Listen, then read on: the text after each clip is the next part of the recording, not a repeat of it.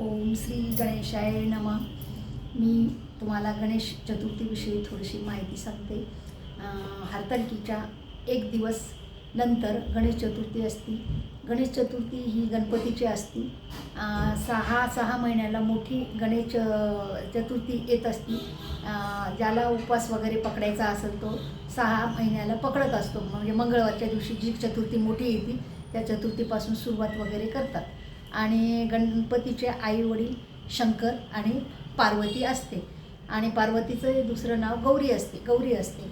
आणि एकदा काय झालं, गणेश एकदा काय झालं, पार्वती स्नानाला कैलासावर राहत होती. कैलासावर आंघोळीला गेली होती. तेव्हा महादेव कैलासावर गेले होते असेच. तेव्हा ती कैलासामध्ये आंघोळ करत होती. तेव्हा तिथनं अंगावरचं जे आपलं मळ असतो ना, त्याचा गणपती वगैरे बनवून ठेवला होता. आणि त्याला बाहेर असं हे केलं आणि त्याच्यामध्ये असं पूजा वगैरे करून तिनं त्याच्यामध्ये असं एक प्रकारचं हे प्राणत्व आणल्यासारखं आणलं आणि तिथं समोर ठेवला. आणि ती आंघोळ करत होती. तेव्हा त्या गणपतीला सांगितलं की बाबा, मी स्नान करत आहे, तू बाहेरच्या कोणीही बी व्यक्तीला आत येऊ देऊ नको. ही गणपतीनं गोष्ट ऐकली होती. आणि गणपतीला माहीत नव्हतं की आपले वडील शंकर आहेत. शंकर कैलासावरून फिरून आल्याच्या नंतर ते कैलासामध्ये येत होते. तेव्हा पार्वती स्नान करत होती. आणि शंकर म्हणत होते की गणेशला मला आत जाऊ दे. पण गणेशला वडिलांची ओळख नसल्यामुळे तो म्हणत होता की मी आत कोणाला जाऊ देणार नाही. माझ्या मम्मीने मला आज्ञा दिलेली आहे, आत कोणाला येऊ द्यायचं नाही. माझी मम्मी आत स्नान करत आहे. मग नंतर काय होतं, महादेवाचं आणि गणेशचं युद्ध सुरू होतं. युद्ध सुरू झाल्याच्या नंतर त्या याच्यामध्ये भांडणामध्ये गणेशची जो शरीर मानेचा भाग असतो तो त्रिशूलाने उडल्या जातो.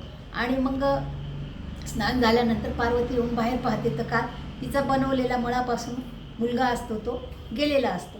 मग ती शंकराला म्हणते की माझा मुलगा पाहिजेत.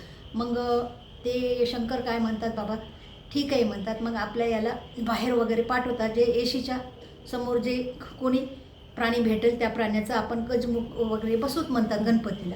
आणि ते चार येशीच्या याच्यामध्ये गेल्याच्या नंतर तिकडून एक हत्ती येत असतो. हत्तीचं जे त्याचं काय म्हणतात ते मुंडकं असतं ना, ते गणपतीला बसवतात. आणि मग गणपती परत जिवंत होतो.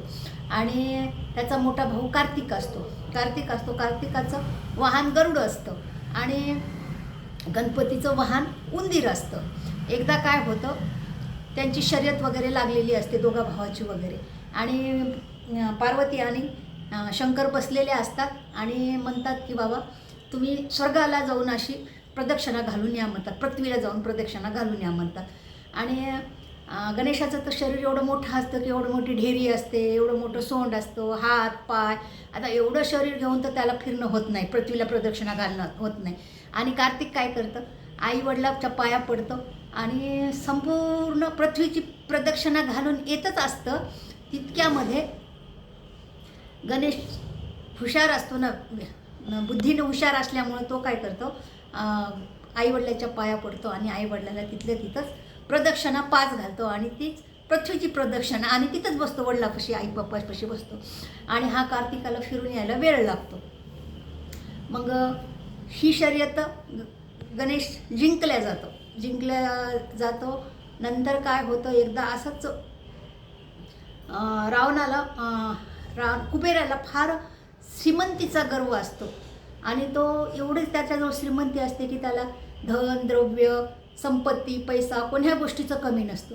आणि काळी काय करतो, सगळ्या राजाला प्रधानाला आणि शंकर पार्वती जे ब्रह्मा विष्णू ते काय असतात सगळ्या देवांना जेवण करण्यासाठी आमंत्रण करतो. आणि ते कुबेरच्या इथं जेवायला जातात. जेवायला सगळे लोक येतात. पण त्यावेळेस शंकर आणि पार्वती म्हणतात, बाबा आम्हाला काहीतरी काम असल्यामुळं आम्ही काही जाऊ शकत नाही, तू आमच्या जागी गणेश तू जा म्हणतात. गणेश येतो कुबेराच्या घरी जेवण करायला. कुबेराला गर्व असतो ना, हा गर्व त्याचा कमी करायचा असतो ना त्याला. मग जेवायचं आमंत्रण वगैरे असं जेवणाचे खूप हे केलेले असतात पदार्थ. जेव्हा गणेश जेवण करायला सुरुवात करतो तेव्हा असं जेवण करतो की कितीही जेवण करतो, कितीही जेवण करतो, त्याला किती असं जेवण लागतं असं वाटतं. पण कुबेराचं सगळं अन्न संपलेलं असतं. तेव्हा कुबेराचा गर्व कमी होतो का, तर तेव्हा तिथं पार्वती वगैरे येऊन त्यांच्या मुलाला एक असा लाडू बनवून देते. तो लाडू खाल्ला की गणेशाचं पोटच भरतं. तेव्हापासून कुबेराचा गर्व हरला जातो. ही गणेश चतुर्थीची गोष्ट आहे. आपण त्याच्यातून असं हे घ्यायला पाहिजे, बाबा गणपती असा आहे की विघ्नहर्ता आहे, त्याची बायको रिद्धी आणि सिद्धी आहे. आणि गणेशचं बी अगोदर गणपतीचं लग्न जमत नव्हतं का, तर अडथळे निर्माण व्हायचे ना. आणि ह्या रिद्धी आणि सिद्धी विश्वात्माच्या मुली असतात आणि ते काहीतरी आता शिक्षण घेण्यासाठी म्हणून गणपतीला पाठवत असतात. गणपतीला पाठवते ते शिक्षणासाठी गेल्यानंतर त्या हा रिद्धी आणि सिद्धी त्याच्यासोबतच शिकत असतात. तेव्हा त्यांना मग दोघे रिद्धी वगैरे सिद्धी काय करतात, जेव्हा कोणाचे लग्न वगैरे जमायचं असले की ते विघ्न आणत असतो ना, त्याच्यामुळे मग हे अडथळे दूर करतात. तेव्हा मग विश्वामित्र आपल्या 2 मुली गणपतीला रिद्धी आणि सिद्धी देऊन लग्न वगैरे करतात. अशी असते गणेश चतुर्थी.